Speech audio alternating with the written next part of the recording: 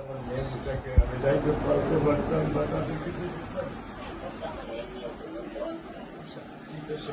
Sir আপনি আজকে আমার কাছে আসছেন, আমি নিজে স্যার চেয়েছিলাম, কিন্তু আমার সৌভাগ্য আমার মেয়ে।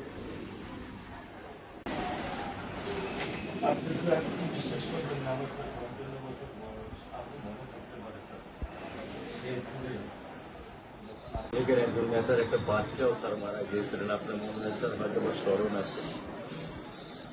ভালোবাসা আর ঋণের কাছে স্যার আমরা ঋণী,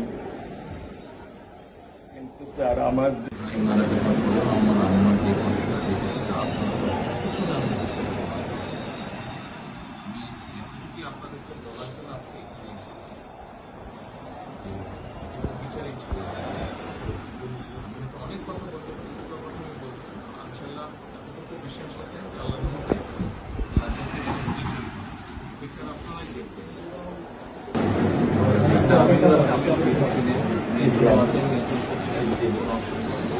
আর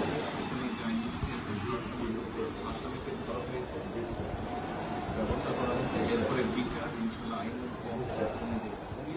উনিও কন্যা সন্তান, আমিও কন্যা সন্তান, উনিও কন্যা সন্তান।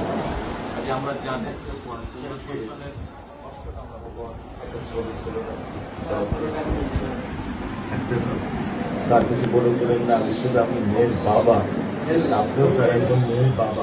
শুধু একটা আমি দৃশ্য আপনাকে স্যার দেখাবো, আর কিছু দেখাবো না স্যার, আমি দেখবো না স্যার, স্যার আমি দেখবো না স্যার, এটা নিয়ে আমি সারা জীবন স্যার আমি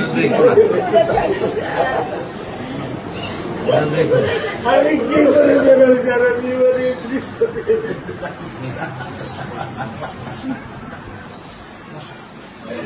আমার এই দৃশ্য আমি কি দিয়ে পূরণ করবো? আমার মেয়ে শুক্রবারে আমার সাথে মসজিদে নামাজ পড়ে, আমি 3 নামাজ বাসায় পড়ি স্যার, কারণ ও আমার সাথে নামাজ পড়তে পছন্দ করে। 2 উক্ত নামাজ আমি ওকে নিয়ে স্যার আমার বাসায় পড়ি স্যার। আল্লাহ আমি জানি না আল্লাহ তো আমার কোন পরীক্ষা ফেলেছে, এই দুঃখ এই কষ্ট মৃত্যু ছাড়া আমার আর কোনো শেষ নেই স্যার, আর কোনো শেষ নেই। আপনার দায়িত্ব মানে প্রধানমন্ত্রী নেবে, আমাদেরকে তো আপনাদেরকে শক্ত হতে হবে না, আপনার তো বড় মেয়েটা রয়ে গেছে, এখন তো ওর জন্য আপনাদেরকে শক্ত থাকতে হবে। স্যার সত্য কথা, আমি যখন ওকে ভ্যানে পাঠাই আমি খুব বল পাই, আমি কালকেও বলে দিছি যে আমি আর ভ্যানে দিব না, তুমি প্রতিদিন ওকে রিস্কায় নিয়ে যাবা, রিস্কায় করে নিয়ে আসবা। আমি ক্লান্ত স্যার, 10 বছর বয়স থেকে স্যার অবহেলা পেতে পেতে পেতে পেতে স্যার আমি আর নিতে পারতেছি না স্যার। আল্লাহ আমার ভাগ্যে দিচ্ছে, আমি কি করবো?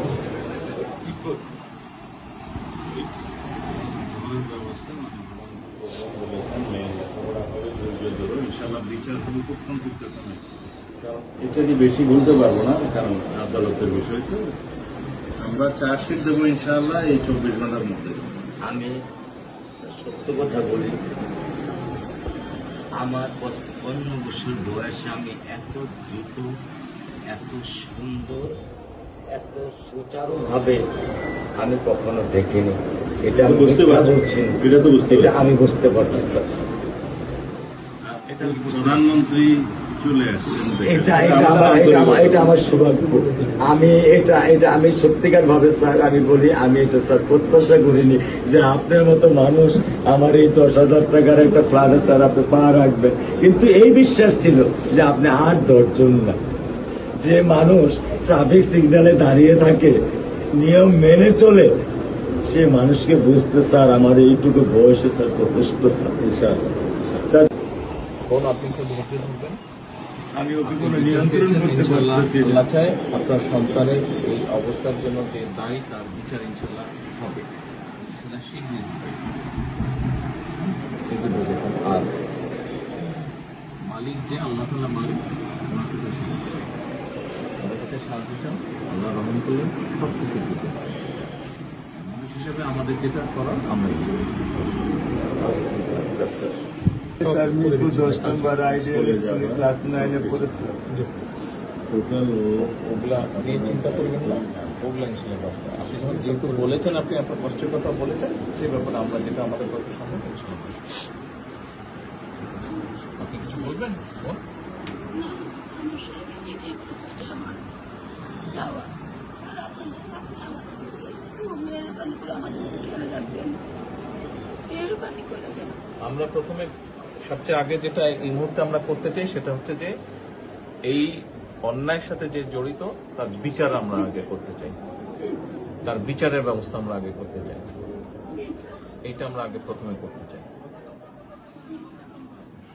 আপনাদেরকে শক্ত থাকতে হবে, ধৈর্য দিতে হবে, ওর দিকে তাকে শক্ত থাকতে হবে। এক সন্তান আল্লাহ নিয়ে গেছে, আরেক সন্তান আপনার কাছে আছে, ওর কথা মনে করে আপনাদেরকে শক্ত থাকতে হবে, ওর দিকে তাকে। ঠিক আছে?